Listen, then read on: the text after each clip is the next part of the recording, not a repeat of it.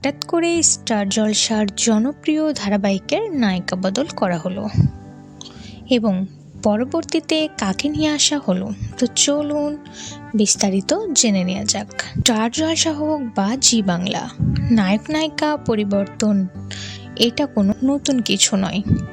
কখনো গল্পের প্রয়োজনে বা কখনো ব্যক্তিগত ইস্যু, বিভিন্ন কারণেই নায়ক নায়িকার পরিবর্তন হয়ে থাকে।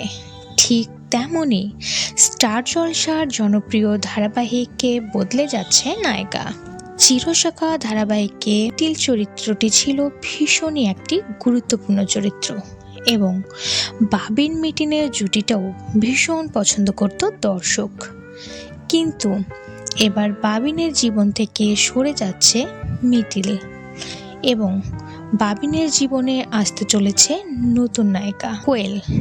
স্টার জলসার জনপ্রিয় ধারাবাহিক চিরসখার মাধ্যমে আবারও পর্দায় ফিরছেন প্রিয়াঙ্কা মিত্র এবং রাজ গোস্বামী।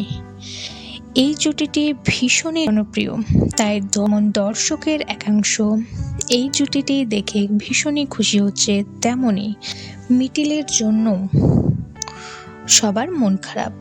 তো বন্ধুরা, এই বিষয়ে আপনার কোনো মন্তব্য থাকলে অবশ্যই কমেন্ট করে জানাবেন। ভিডিওটি ভালো লাগলে লাইক করবেন, চ্যানেলটি সাবস্ক্রাইব করে পাশে থাকবেন।